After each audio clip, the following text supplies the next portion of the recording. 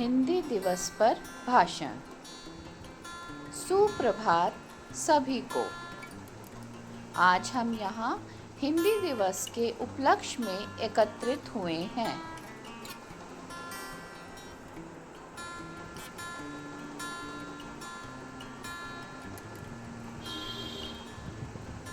यह दिन हम सभी के लिए गर्व और खुशी का दिन है, क्योंकि आज हम अपनी मातृभाषा हिंदी को सम्मान और गौरव देने का अवसर प्राप्त करते हैं।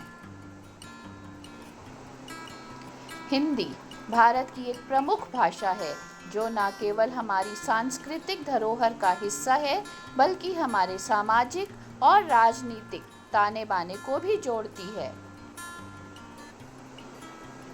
हिंदी केवल एक भाषा नहीं, बल्कि हमारी पहचान और गर्व का प्रतीक है।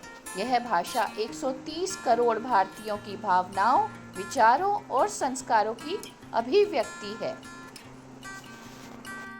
स्वतंत्रता संग्राम के दौरान हिंदी को एक साझा राष्ट्रीय पहचान के रूप में अपनाने की आवश्यकता महसूस की गई।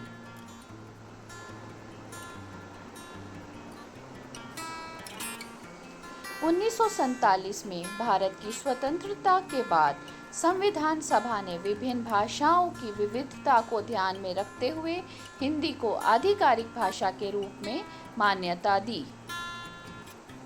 भारतीय संविधान के अनुच्छेद 343 के तहत हिंदी को भारत की आधिकारिक भाषा के रूप में मान्यता दी गई। संविधान के अनुसार हिंदी को भारत की राष्ट्रीय भाषा का दर्जा दिया गया।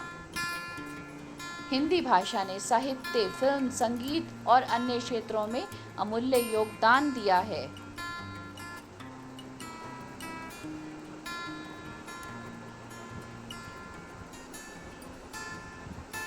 हमारे कवि और लेखक जैसे प्रेमचंद, माखनलाल चतुर्वेदी और सुमित्रा नंदन पंत ने हिंदी साहित्य को उच्च मानक प्रदान किया है।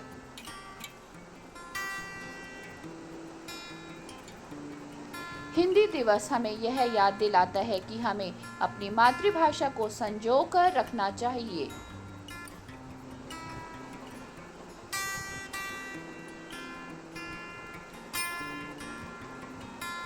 हमें इसे केवल बोलने या लिखने तक सीमित नहीं रखना चाहिए, बल्कि हमें इसे और भी प्रोत्साहित और बढ़ावा देने का प्रयास करना चाहिए।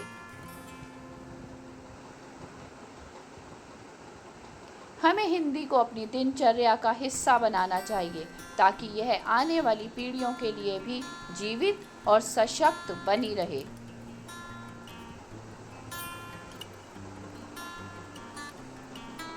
इस अवसर पर मैं सभी से आग्रह करता हूँ कि वे हिंदी को केवल एक भाषा के रूप में न देखें, बल्कि इसे अपनी संस्कृति और पहचान का अभिन्न हिस्सा मानें।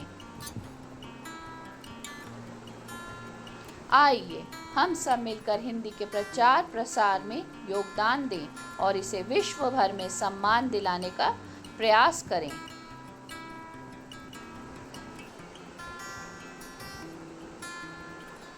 धन्यवाद।